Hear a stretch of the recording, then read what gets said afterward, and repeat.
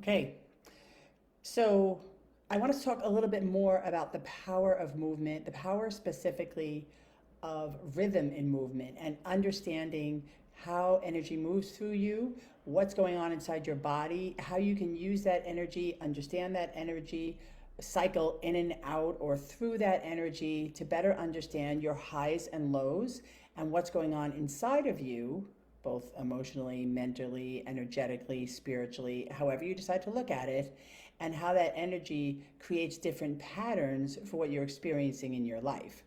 So back to this morning where I talked about movement and your body and getting in touch with your body through movement.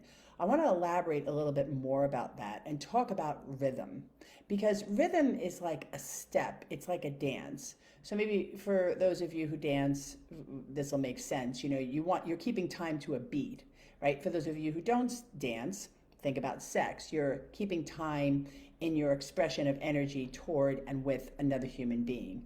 But in either of those cases, there is an exchange of energy, but it comes from you. It absolutely must come from you, whether it's sexual or on the dance floor or to a beat or a tune or to music. And so what's happening with people and all the stuff that goes on up here is they're forgetting to connect with this basic rhythm of movement, and how to find that movement is crucial to understanding how to build energy in the rest of your life. So let's just say, for example, I swim. We're not going to use that as an example because I do swim. But when I swim, I roll. When I swim, I move from left to right in terms of my breathing. When I swim, I count. I count laps, I count breaths, and I do this to both be in the swim but also get out of my head, because I'm focusing my head on a count, which enables my body to move better through the water. And if in fact I'm swimming in the ocean, it helps me move better with the water, because clearly in the ocean the water's moving, it's not in a pool.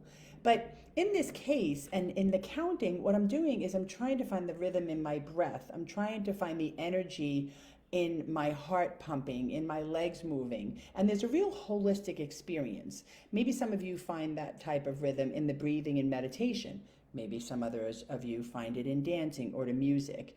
But in any case, what you want is to learn the music within you, learn where your energy's at. And so let's just say you're somebody who has been gaining weight, sitting on the couch, staying at home during COVID, and now you want to get up and you want to start moving. And you're like, should I work out during the day? Should I work out at night? Should I get up earlier? Should I do it before or after eating?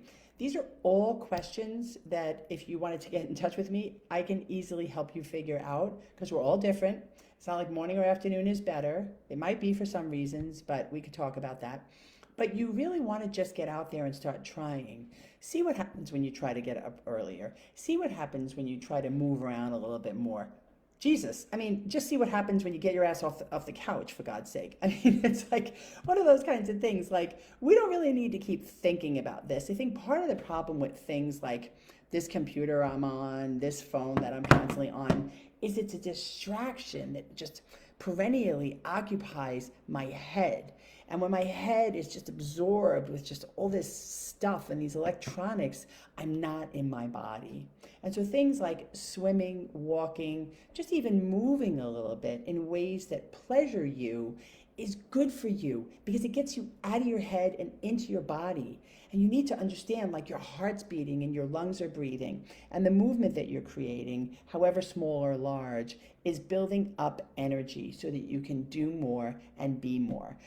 I hear a lot of people talk about, like, oh, I want more connection in my life, or oh, I want to be healthier, or I want to lose weight, and really what I keep hearing is they want more power, because people keep getting sucked down and into the things they think in their head, which oftentimes say things like a client of mine said this morning, well, I'm just not good at that. What does that mean, you're not good at that? Oh, I'm not good on the phone. I'm not good on the phone.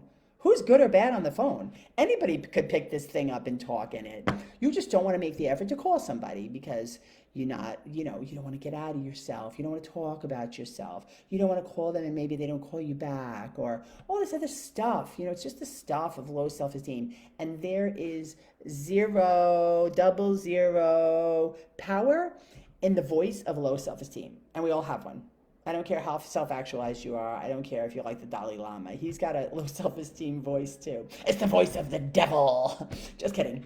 Just kidding. Well, maybe I'm not kidding, depending on what you believe. So either way, it's about energy. It's about energy up.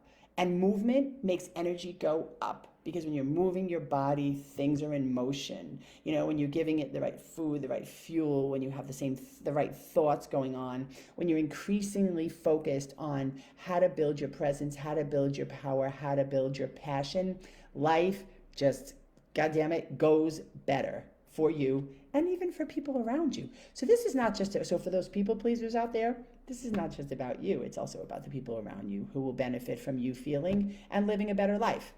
And it starts with more power. So we're going to keep getting on here. We're going to keep talking about this. Thanks a lot for joining me. We'll see you soon.